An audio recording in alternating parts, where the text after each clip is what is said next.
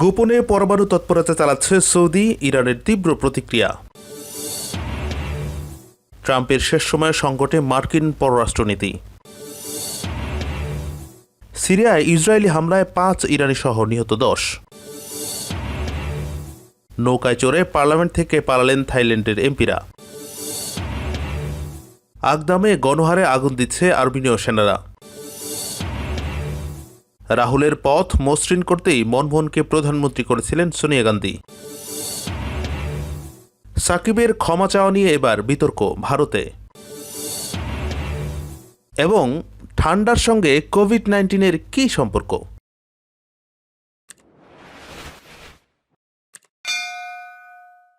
যুক্তরাষ্ট্র ও ইসরায়েলের সঙ্গে সুর মিলে সৌদি কর্মকর্তারা ভিত্তিহীন নানা অভিযোগ তুলে ইরানের শান্তিপূর্ণ পরমাণু কর্মসূচিকে এ অঞ্চলের জন্য হুমকি হিসেবে তুলে ধরার চেষ্টা করছেন বলে অভিযোগ করেছে ইরান।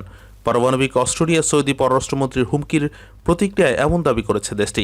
ভিয়েনায় জাতিসংঘ দফতরে নিযুক্ত ইরানের স্থায়ী প্রতিনিধি কাজেম গরিবাবাদি বলেছেন, সৌদি আরব যদি পরমাণু বোমা বানানোর পরিকল্পনা করে থাকে কিংবা নিজের গোপন পরমাণু কর্মসূচির ব্যাপারে IAEA-কে সহযোগিতা না করার জন্য অজুহাত খুঁজতে থাকে, তাহলে এর জন্য তাদের মূল্য পরিশোধ করতে হবে। টুইটারে দেয়া এক পোস্টে তিনি আরও বলেছেন, নিজের অপরাধ থেকে অন্যের দৃষ্টিকে দূরে সরিয়ে রাখা এবং ভীতি ছড়িয়ে দেওয়া হচ্ছে বিশ্ব জনমতকে ধোঁকা দেওয়ার ক্ষেত্রে প্রতারকদের দুটি গুরুত্বপূর্ণ কৌশল। যদি পররাষ্ট্রমন্ত্রীকে উদ্দেশ্য করে গরিবাবাদী বলেন, সৌদি পররাষ্ট্রমন্ত্রীকে উদ্দেশ্য করে গরিবাবাদী বলেন, নিজের অপরাধী কার্যকলাপের দায় অন্যের ঘাড়ে চাপানোর চেষ্টা করবেন না। সম্প্রতি জার্মান বার্তা সংস্থা DPA-কে দেয়া সাক্ষাৎকারে সৌদি পররাষ্ট্রমন্ত্রী আদিল আল জুবাইর বলেছেন, আঞ্চলিক প্রতিদ্বন্দ্বী ইরানকে পারমাণবিক অস্ত্র তৈরি থেকে বিরত রাখা সম্ভব না হলে এই অস্ত্র নিজেদের কাছে রাখার অধিকার রয়েছে। সৌদি পররাষ্ট্রমন্ত্রী বলেন, সৌদি আরব এটি খুব স্পষ্ট করে বলেছে যে নিজেদের জনগণ এবং এ অঞ্চলের সুরক্ষার প্রয়োজনে সবকিছুই তারা করবে। আমরা বিশ্বাস করি ইরানিরা শুধু চাপের মুখেই সাড়া দেয়। ইরানের রাষ্ট্রীয় গণমাধ্যমের দাবি, পরমাণু কর্মসূচি নিয়ে সৌদি আরবের অপপ্রচারের মূল উদ্দেশ্য হচ্ছে এসব অভিযোগের আড়ালে তারা আসলে নিজেদের পরমাণু অস্ত্র কর্মসূচির বৈধতা দেওয়ার চেষ্টা করছে। 2 বছর আগে সৌদি যুবরাজ মোহাম্মদ বিন সালমান একটি পরমাণু রিয়েক্টর সহ 7টি পরমাণু কেন্দ্র উদ্বোধন করেন। তিনি CBS নিউজ চ্যানেলকে দেয়া সাক্ষাৎকারে দাবি করেছেন, তার দেশ পরমাণু বোমা বানানোর চেষ্টা করছে না, কিন্তু ইরান যদি এই ধরনের পদক্ষেপ নেয় তাহলে সৌদি আরবও একই পদক্ষেপ নেবে। বিদায়ী প্রেসিডেন্টের শেষ সময়ে এসে মার্কিন পররাষ্ট্রনীতি সংকটে পড়ার আশঙ্কা তৈরি হয়েছে। এই অবস্থায় বিশ্বে বিশৃঙ্খলা দেখা দিতে পারে। ইতিমধ্যে তার ইঙ্গিতও পাওয়া গেছে। তুর্কি প্রেসিডেন্ট রিসেপ তাইয়িপ এরদোগানের সাক্ষাৎ চেয়েও পাননি মার্কিন পররাষ্ট্রমন্ত্রী মাইক পম্পেও। CNN-এর খবরে বলা হয়, ট্রাম্পের দৈনন্দিন এজেন্ডায় যুক্ত করা হয়েছে মঙ্গলবারের কোনো প্রকাশ্য ইভেন্ট নয়। হেরে যাওয়ার দিন হিসেবে এই দিনটিকে তিনি অপছন্দ করছেন কিনা বলা যাচ্ছে না, তবে মঙ্গলবারে জনসম্মুখে কোনো প্রোগ্রাম রাখছেন না প্রেসিডেন্ট। এছাড়া নিয়মিত অনেক কর্মসূচিতেও যোগ দিচ্ছেন না ট্রাম্প। 1 মাসের বেশি সময় ধরে নিয়মিত গোয়েন্দা ব্রিফিংও শুনছেন না তিনি। নির্বাচনের পর থেকে মাত্র 3 বার পাবলিক ব্রিফিংয়ে এসেছিলেন ট্রাম্প, কিন্তু সেগুলোতে সাংবাদিকদের কোনো প্রশ্ন করতে দেননি বিদায়ী প্রেসিডেন্ট। আরও অনেক শিডিউল প্রেস ব্রিফিং বাতিল করে দেওয়া হয়েছে। দৈনন্দিন কাজকর্ম ও মিডিয়া উপস্থিতি কমিয়ে দিলেও মাঝে মাঝে নির্বাচনে প্রতারণা সংক্রান্ত দাবি করে টুইট করেছেন তিনি, যদিও বিভিন্ন রাজ্যে তার ক্যাম্পেইনের করা মামলা খারিজ হচ্ছে। এমন পরিস্থিতিতে শেষ সময় ট্রাম্প বিশ্বে কোনো ঝামেলা বাঁধিয়ে দিতে পারেন। এরই মধ্যে ইরানে হামলা করা যায় কিনা উপদেষ্টাদের কাছে ট্রাম্প সেটি জানতে চেয়েছেন বলে খবর বেরিয়েছে। এছাড়া ইরাক ও আফগানিস্তানকে সেনা সংখ্যা কমিয়ে আনবেন বলেও ঘোষণা দিয়েছেন ট্রাম্পের নিয়োগ করা নতুন প্রতিরক্ষামন্ত্রী ক্রিস্টোফার মিলার। 2 দেশে থাকা 5,000 ও 3,000 মার্কিন সেনা সংখ্যা থেকে কমিয়ে উভয় দেশে 2,500 করে রাখা হবে। নিজের অবস্থান বদলে যাচ্ছে এমন ধারণা এখন ট্রাম্পও করছেন। অন্যান্য ক্ষমতা তো বটেই, হোয়াইট হাউস ছাড়ার পর সামাজিক যোগাযোগ মাধ্যমে পাওয়া বিশেষ মর্যাদাও চলে যাবে ট্রাম্পের। মার্কিন প্রেসিডেন্ট হিসেবে তিনি বিশেষ মর্যাদা পেতেন, কিন্তু টুইটার ও ফেসবুকের CEO জানিয়েছেন, ক্ষমতার মেয়াদ শেষ হলে ট্রাম্পকে সাধারণ মানুষের মতো নিয়মকানুন মেনে সামাজিক যোগাযোগ মাধ্যম দুটি ব্যবহার করতে হবে। সিরিয়ায় ইসরায়েলের বিমান হামলায় কমপক্ষে 10 জন নিহত হয়েছেন। সীমান্তে বিস্ফোরক পাওয়ার দাবি জানিয়ে তার প্রতিশোধ হিসেবেই সিরিয়ায় হামলা চালানো হয়েছে বলে জানিয়েছে ইসরায়েলি কর্তৃপক্ষ। বুধবার এক বিবৃতিতে ইসরায়েলি সেনাবাহিনী বলেছে, গতরাতে তাদের যুদ্ধবিমান থেকে ইরানি কুদস ফোর্স ও সিরীয় সশস্ত্র বাহিনীর সামরিক স্থাপনায় হামলা চালানো হয়েছে। Syrian observatory for human rights জানিয়েছে, ইসরায়েলের হামলায় সিরিয়ায় অন্তত 10 জন প্রাণ হারিয়েছেন। তবে সিরিয়ার রাষ্ট্রীয় বার্তা সংস্থা সানা জানিয়েছে, দেশটিতে ইসরায়েলি আগ্রাসনে 3 সেনা নিহত এবং 1 জন আহত হয়েছেন। 2011 সালে সিরিয়ায় গৃহযুদ্ধ শুরুর পর থেকে দেশটিতে শতবার বিমান ও ক্ষেপণাস্ত্র হামলা চালিয়েছে ইসরায়েল। তাদের দাবি অনুসারে সেখানে ইরানি ও লেবানিজ হিজবুল্লাহর অধীনে থাকা স্থাপনার পাশাপাশি কিছু সরকারি জায়গাতেও হামলা চালানো হয়েছে। সিরিয়ায় পরিচালিত একক অভিযানের কথা খুব কমই স্বীকার করেছে ইসরায়েল। যেগুলোর কথা জানিয়েছে সেগুলোকেও ইসরায়েলি অঞ্চলের হুমকি মোকাবেলার ব্যবস্থা হিসেবে দাবি করেছে তারা। গত মঙ্গলবার ইসরায়েলি বাহিনী জানিয়েছে তারা দখলকৃত গোলান মালভূমিতে বিশেষায়িত বিস্ফোরক দ্রব্য খুঁজে পেয়েছে। এটিকে সিরিয়ায় ইরানি যোগসূত্র থাকার পরিষ্কার প্রমাণ হিসেবে দাবি করছে তারা। 1967 সালে মধ্যপ্রাচ্য যুদ্ধে সিরিয়ার কাছ থেকে গোলান মালভূমি অঞ্চলটি দখল করেছিল ইসরায়েল। মঙ্গলবার ইসরায়েলের প্রতিরক্ষামন্ত্রী বেনি গান্টোস বলেছেন তারা এই অঞ্চলে বিস্ফোরক স্থাপন কিছুতেই সহ্য করবে না। তিনি বলেন, আমরা এই বিষয়ে অন্ধ হয়ে থাকতে পারি না, এটা একটা ভয়াবহ ঘটনা। ইসরায়েলি সেনাবাহিনী বলছে সিরিয়ার ভেতর থেকে সব ধরনের আক্রমণাত্মক কর্মকাণ্ডের জন্য তারা দেশটির সরকারকেই দায়ী করছে এবং সেখানে ইরানি যোগসূত্রের বিরুদ্ধে প্রয়োজনীয় সব ধরনের পদক্ষেপ অব্যাহত থাকবে। ফের বিক্ষোভে উত্তাল থাইল্যান্ড। সরকার ও রাজতন্ত্রের বিরুদ্ধে বেশ কিছুদিন ধরেই বিক্ষোভ চলছে দেশটিতে। এর ধারাবাহিকতায় মঙ্গলবার রাজধানী ব্যাংককে দেশটির পার্লামেন্ট ভবন ঘেরাও করে গণতন্ত্রপন্থী বিক্ষোভকারীরা। এ সময় নদীর পাশে অবস্থিত পার্লামেন্ট ভবন থেকে এমপিরা নৌকায় স্থান ত্যাগ করেন। এদিন পার্লামেন্টের বাইরে অবস্থান নেওয়া সরকার বিরোধী ও রাজতন্ত্রের অনুসারী দুই পক্ষের লোকজনের মধ্যে সংঘর্ষ ছড়িয়ে পড়ে। পুলিশ তাদের ছত্রভঙ্গ করতে জল কামান ব্যবহার করে। সাবেক সামরিক শাসকদের তৈরি সংবিধান সংস্কার ও প্রধানমন্ত্রী প্রায়ুত চান-ওচার পদত্যাগ দাবিতে সংসদ অভিমুখে পদযাত্রাকালে বিক্ষোভকারী ও পুলিশের সংঘর্ষে 55 জন আহত হয়েছে। গত জুলাই থেকে দেশটিতে এসব দাবিতে তরুণদের নেতৃত্বে বিক্ষোভ চলে আসছে। মঙ্গলবার থাইল্যান্ডের সংসদ ভবনের বাইরে বিক্ষোভকারীরা ব্যারিকেড ভাঙার চেষ্টা করলে তাদের উপর টিয়ার গ্যাস ও জলকামান নিক্ষেপ করে পুলিশ।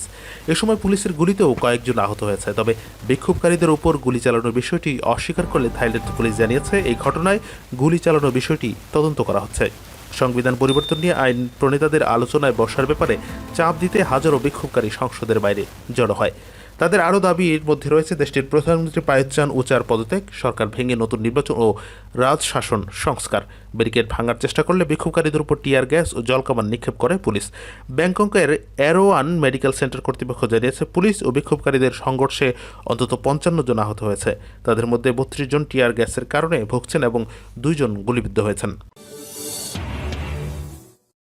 বিরোধীয় কারাবাখের আদগাম অঞ্চল ছেড়ে যাওয়ার সিদ্ধান্তের পর অঞ্চলটির বেশ কিছু অবকাঠামোতে আগুন ধরিয়ে দিয়েছে আর্মেনীয় সেনাবাহিনী।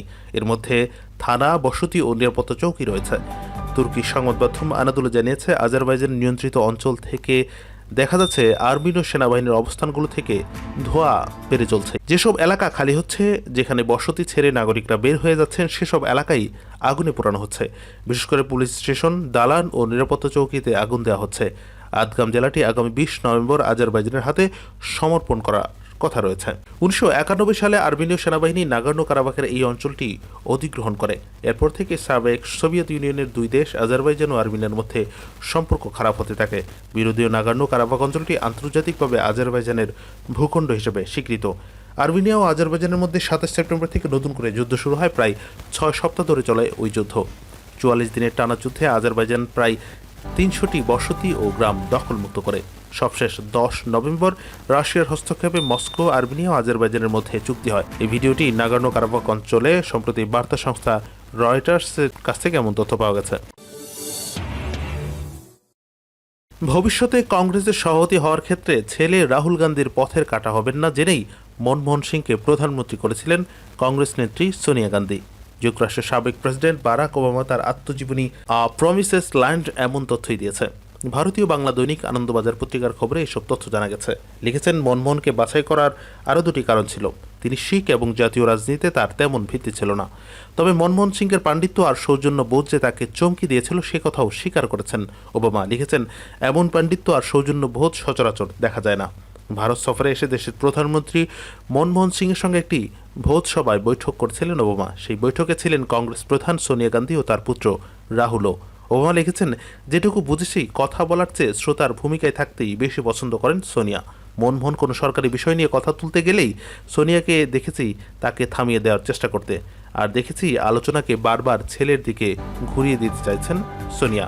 তবে মনমোহনকেই ভারতের অর্থনৈতিক সংস্কারের পুরোধা বলে মেনে নিয়ে ওবামা জানিয়েছেন, যতটা সম্ভব জাতপাতের রাজনীতির ঊর্ধ্বে উঠে ভারতকে চালানোর চেষ্টা করছিলেন তিনি। বাংলাদেশের অলরাউন্ডার সাকিব আল হাসানকে নিয়ে বিতর্ক ছাড়ছে না। পশ্চিমবঙ্গের একটি কালী পূজা যোগ দেওয়ার জন্য সামাজিক যোগাযোগ মাধ্যমে এসে প্রকাশ্যে ক্ষমা চাওয়ায় এবার বিতর্ক পৌঁছেছে কলকাতায়। ভারতের নানা হিন্দুত্ববাদী গোষ্ঠীও এখন তার প্রতি হতাশ। বিশ্ব হিন্দু পরিষদের শীর্ষস্থানীয় নেতা ডক্টর সুরেন্দ্র জৈন বিবিসি বাংলাকে জানিয়েছেন, সাকিবের মতো তারকা ক্রিকেটারের কাছ থেকে তারা আরও নির্ভীক আচরণ প্রত্যাশা করছিলেন। তিনি বলেন, কালী পূজায় যাওয়াটা কিভাবে বড় অপরাধ হতে পারে? হিন্দু ও খ্রিস্টানরা কি মুসলিমদের ইফতার পার্টিতে যোগ দেন না? অনেক হিন্দু তো নামাজেও সামিল হন। বিবিসি বলছে, একজন প্রকৃত মুসলমান হিসেবে জাত কালী পূজায় অনুষ্ঠানে যাওয়াটাও তার উচিত হয়নি। সামাজিক যোগাযোগ মাধ্যমে সাকিব আল হাসানের এই বক্তব্য ভারতের হিন্দুত্ববাদী গোষ্ঠীগুলো মোটেই ভালোভাবে নিচ্ছে না। পশ্চিমবঙ্গে বিজেপির সাবেক সভাপতি ও ত্রিপুরা ও মেঘালয়ের সাবেক রাজ্যপাল তথাগত রায় মনে করেন, বাংলাদেশের মৌলবাদের বিরুদ্ধে ভারতে যে যথেষ্ট প্রতিবাদ দানা বাঁধেনি সাকিব আল হাসানকে নিয়ে এই বিতর্কে এটাই সবচেয়ে আক্ষেপের বিষয়। এদিকে বাংলাদেশ থেকে বিতাড়িত ভারতে থাকা লেখিকা তসলিমা নাসরিন টুইট করেছেন, কালী পূজায় যাওয়ার জন্য সাকিব আল হাসানের ক্ষমা চাওয়া মোটেই উচিত হয়নি।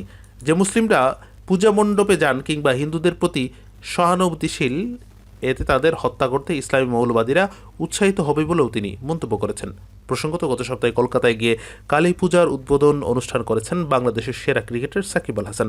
এমন খবর চাউর হওয়ার পরেই দেশজুড়ে সাকিবকে নিয়ে কঠোর সমালোচনা শুরু হয়। এই ঘটনার জন্য মহসিন তালুকদার নামে একটি ফেসবুক আইডি থেকে সাকিবকে হত্যার হুমকি দেওয়া হয়। হুমকি দেওয়ার 24 ঘন্টার মধ্যেই ফেসবুক লাইভে এসে ক্ষমা চাইলেন সাকিব আল হাসান। জাতীয় দলের সাবেক অধিনায়ক বলেছেন, অনেকেই বলছেন আমি পূজা উদ্বোধন করেছি, যেটি আমি কখনোই করিনি। সচেতন মুসলমান হিসেবে আমি এটা করতে পারি না। তারপর হয়তো ওখানে যাওয়াটাই আমার ঠিক হয়নি। সেটি যদি আপনারা মনে করে থাকেন, তার জন্য আমি আন্তরিকভাবে দুঃখিত, ক্ষমা প্রার্থী। আমি আশা করব আপনারা এটি ক্ষমা সুন্দর দৃষ্টিতে দেখবেন। এরকম কোনো ঘটনা যেন আর না ঘটে, সেটিও আমি চেষ্টা করব। অনেক সময় দেখা যায় সাধারণ সর্দি কাশির মতো অনেক রোগ শীতকালে বেড়ে যায়। বাংলাদেশে শীতের সময় করোনা ভাইরাসের আরেক দফার সংক্রমণ বৃদ্ধির আশঙ্কা হচ্ছে সরকারের পক্ষ থেকে। এই জন্য নানা প্রস্তুতির কথা বলা হয়েছে। গত কিছুদিন ধরে নতুন সংক্রমণ ও মৃত্যুর সংখ্যাও বৃদ্ধি পেতে দেখা গেছে। শীত প্রধান দেশগুলোতেও বাড়ছে নতুন আক্রান্তের সংখ্যা। তবে বাংলাদেশ ও ভারতের মতো দেশগুলোয় গরমের সময়ও করোনা ভাইরাসের ব্যাপক বিস্তার দেখা গেছে। শীত বা ঠান্ডার সঙ্গে করোনা ভাইরাসের কোনো সম্পর্ক রয়েছে বলে এখনও পুরোপুরি প্রমাণিত হয়নি। তবে করোনা ভাইরাসের জন্য যে গোত্রগুলো রয়েছে, যার কারণে সাধারণ সর্দি কাশির মতো রোগের প্রকোপ বেড়ে যায়, সেসব ঠান্ডায় পড়লে বেড়ে যায় বলে দেখা গেছে।